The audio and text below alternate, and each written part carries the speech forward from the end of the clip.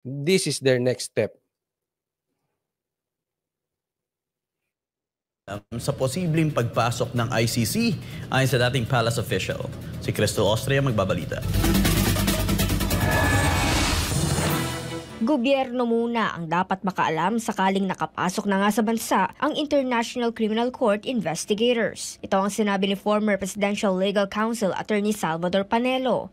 Ani Panelo, kayang malaman ng pamahalaan kung sino ang mga pumapasok sa bansa. Unang-una, sabi ni Secretary Boying, dapat daw pinapalam ng ICC. Ito si Secretary Boying, mamaya pag-usapan natin. Si Secretary Boying, ang issue dito, dapat alam. Hindi pwedeng hindi alam ni Boying or ng administrasyon na makakapasok ang ICC. Okay? Napaka-importante yan. Dapat malaman natin. Dapat lang. Pero ako naman, kahit na hindi pa alam, dapat alam ng gobyerno kung nandito ka o hindi. Bago naman makapasok yung mga yan, nagka-apply muna ng visa, di ba? So alam natin kung galing yan kung saan lupalop na bansa yan. Di ba? Titingnan natin. Kanino ba under ang magbibigay ng visa? Di ba under yan kay Remulla? So kung kakapasok yan, kailangan ng visa. So dapat talagang alam ni Boying kung andito ang ICC. Kaya ito no excuses eh. Kung totoo yung sinasabi nila, kasi sabi dito nila Boying, hindi raw nakapasok. Kung totoo yun, good. Pero kung hindi totoo, imposibleng hindi nila pinapasok. That's impossible. Background niya. Samantala, ani Panelo, nakausap nito ang dating Pangulong Duterte. Aniya, hindi natatakot ang dating Pangulo sakaling nasa bansa na nga ang ICC. Alam mo, nag-usap kami ni Presidente Duterte. Ano po sabi niya? Sabi niya, sus, Mario, PI, yaman sila. Ako, hindi ako natatakot sa kanila. Sa huli ay sinabi ng dating palace official. Sinasabi ito ni PRRD, hindi siya natatakot. Ba't ka naman matatakot? Una, sa bansa mo, lilitisin ka ng iba, ng ICC. Ang ICC po, maniwala kayo sa akin or hindi, ang ICC po ay walang kakayanan maglitis. At yan po ay hindi para sa human rights. Political lang po ang pagpasok ng ICC dito. Let me repeat that. Political in nature ang pagpasok ng ICC dito. Tigilan nyo yung kakasabi ng para sa bayan yan, para sa human rights, yung ICC na yan. Kalokohan nyo po yan. Political yan. At pagtatandaan natin, kaya tinatawanan ni Duterte yan, ni Tatay Digong, yung pagpasok ng ICC at lilitisin sila. Bakit pinagtatawanan yan? Kasi politically, alam ni PRRD, malakas pa siya. At alam niya, yung may pakana nito, especially yung mga dilaw, mahina na.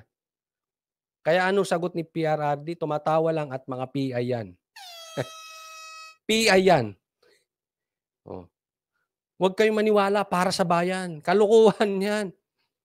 Nek-nek ninyo. Ang naniniwala na para sa bayan yan, ang ICC, takot lang yan kay Duterte. Maniwala kayo. Takot sa Duterte yan. Kasi sila mismo na naniniwala sa ICC, alam nila hindi yan para sa bayan. Hindi yan para sa human rights. Huwag tayong maglokohan. Takot kayo sa Duterte. Period. Na dapat ay huwag pumayag ang Pilipinas na panghimasukan ng ibang bansa ang sariling hudikatura. Dapat anya ay ipagtanggol at huwag isuko ng Pilipinas ang sariling soberanya. Huwag mo tayong pumayag na pinapakialaman tayo ng ibang bansa. Hanggat ang ating hudikatura, ang ating batas ay naipapatupad, wala akong pakialam ang ibang bansa sa atin. Ipagtanggol natin at i-assert natin ang ating kasarinlan or sovereignty. Huwag natin po yan isuko kahit na anong kapalit. Samantala, sinabi naman ni Justice Secretary Jesus Crispin Remulla na hindi ito naniniwala na nasa bansa ng ICC. Ani nga, walang nakipag-ugnayan sa kanila patungkol dito. Yan na. Sinabi ni Boying, hindi siya naniniwala na andito ng ICC kasi walang nakipag-ugnayan sa kanila. So it means, bago talaga makapasok ang ICC, galing mismo sa bibig ni Remulla, ni Boying, kailangan makipag-ugnayan sa kanila. So, kung makapasok ang ICC, pinapasok yan ni Boying at ng mga kasamahan niya. Kasi galing mismo sa kanila, malalaman nila, makikipag-ugnayan sa kanila. So, ang babalikan ng taong bayan, una, pag nakapasok ang ICC, ikaw Boying. Pangalawa, kung sino ang boss mo na nag-utos sa'yo na hayaang makapasok ang ICC. Babalikan ka niyan. Hindi galing sa akin, sa bibig nyo mismo, nasa balita po. Dadaan sa inyo. Imposibleng makapasok na hindi dumaan sa inyo. Abangan natin, tingnan natin. No? Pero ang tanong ko dito, asan ka na, Boying? Nagtatanong lang naman, ha? Kasi may duda ang taong bayan na ikaw daw ay nasa ICU at ikaw daw ay parang inatake. Ngayon, hindi ko sinasabing totoo yun. At hindi ko rin sinasabing hindi totoo yun. Pero, kung titingnan natin ang ugali mo o ang history mo, itong mga nakalipas na taon, puro ka pa preskon. Kaya parang ang nangyari ngayon, na nagbibigay ka ng statement or naglabas ka ng isang audio na para kang nasa banyo, hindi ko alam kung naka-check-in ka kasi kulob eh. Alam mo yung tunog sogo? Kulob eh, kulob yung lugar, no? Naglabas ka ng audio, parang pinatunayan mo na ikaw nga ay nasa ICC. Ikaw mismo naglaglag sa sarili mo. Bakit? Kasi puro statement or puro audio ang lumalabas. Na dati naman, papreskon ka ng papreskon. Halimbawa na lang, sabihin natin, gaya ng sabi mo, ikaw ay nagpapahinga kasi medyo may edad ka na, 60 plus ka na. Kaya ikaw ay nagpapahinga. Eh ano ba naman? Yung mag-video ka, 2 minutes, at sagutin mo yung mga paratang sa'yo na ikaw ay nasa ICU. Kahit ba ikaw ay nasa kwarto. O kung ayaw mo makita yung kwarto mo, maglagay ka ng green screen. Marami pong paraan kung gusto. Pag ayaw, maraming dahilan. Alam niyo yung salitang yan? Pag gusto, maraming paraan. Pag ayaw, napakadaming dahilan. Ang hirap pilitin. Eh ikaw ba ay nagdadahilan na lang, Boying? Nagtatanong lang. Kasi duda na ang taong bayan. At sa aking opinion, para mong sinabing nasa ICU ka nga. Kasi wala kang preskon, parang not so Boying. Parang hindi ugali ng Boying yan.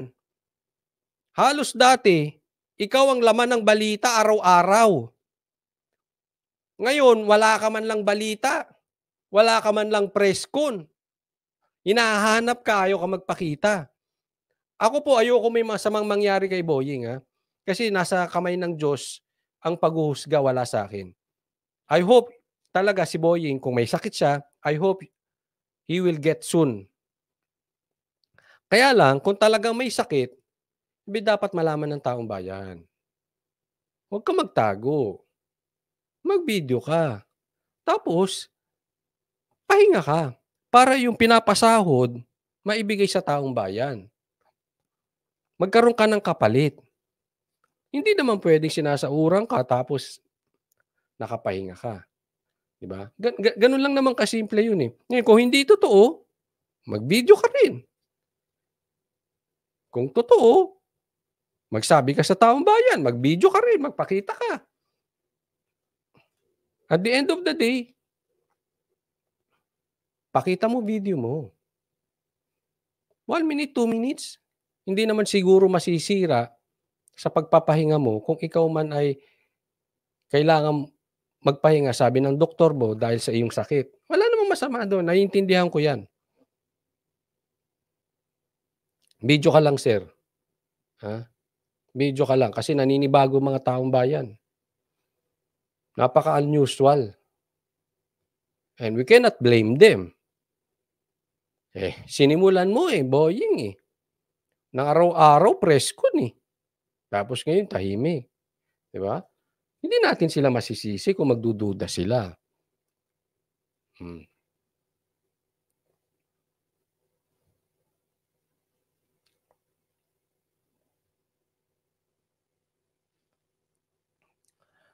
And I pray that you will get soon, Boying, Secretary Boying. And I really hope wag niyong papasukin ng ICC. Wag po, wag po.